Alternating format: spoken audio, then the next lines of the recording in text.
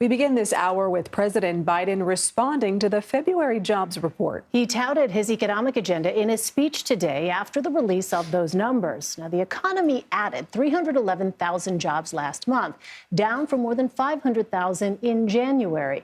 The unemployment rate also ticked up to 3.6%. The president had this to say about the state of the economy earlier. What does this progress really mean for families trying to get by? I'll tell you. It means more people with good jobs and the dignity and security that comes with a paycheck. Senior White House and political correspondent Ed O'Keefe joins us now from the White House. Ed, what is the administration saying about how they plan to improve on these job numbers? Well, they're always pushing for improvement, but the president pointing out something that economists also noted today.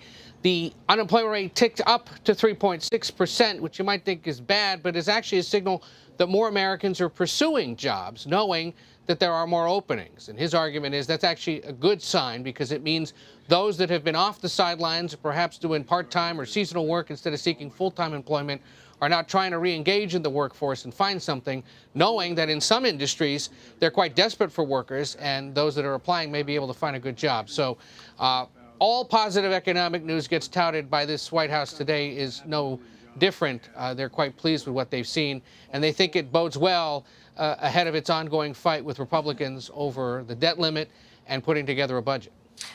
During his speech today, the president also criticized the House Freedom Caucus over a proposal to cut spending.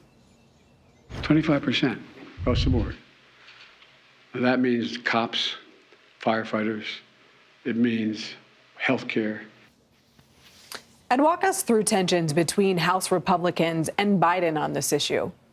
Well, first of all, this proposal comes from what's called the House Freedom Caucus, which is not the entire House Republican Conference, but a big enough bloc to essentially stop or slow down negotiations or passage of any significant legislation because it counts so many members of the House Republican Conference. And as the president said, it in essence calls for just about across-the-board cuts on everything. And as the White House is going to emphasize, that means 25% reductions potentially in health care spending, 25% reductions in federal grants to law enforcement, which would mean that Republicans are the ones defunding the police, not Democrats, as Republicans always argue. And so it's to this White House an unserious attempt to deal with this issue, but the latest reminder of what it is Republicans are seeking in exchange for raising the debt limit, at least House Republicans, those most conservative ones. Other Republicans say you don't fiddle with this, you just raise the debt limit because this is raising it on past legislation and past obligations, that if you want to have a conversation about spending cuts and related matters, you do it in the budget fight, which is now also underway. The president calling out Republicans for not yet putting forward a unified budget plan either, saying you were goading me into releasing mine. I did it yesterday. Where is yours? Why might it take you now until April, May, or even June to put out some kind of a serious spending proposal? All of this just a reminder that the protracted conversations about how to raise the debt limit are only going to continue, with economists, Wall Street, the Treasury Department, and others worrying and warning that the longer this goes, the more instability it could cause for the stock market and for the economy overall.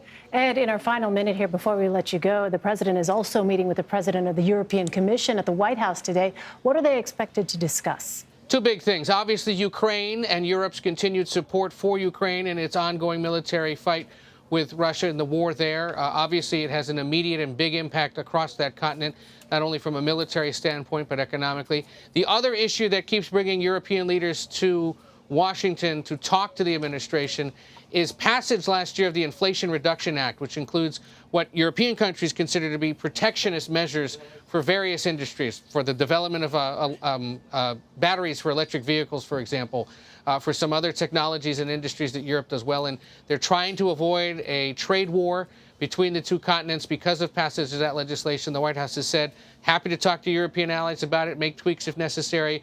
But most of what was passed in that big legislation isn't going anywhere because the U.S. needs to be developing semiconductors, batteries for electric vehicles, and other goods that you can't necessarily rely on places like Taiwan and other Asian countries to provide at a time when China is flexing its muscles.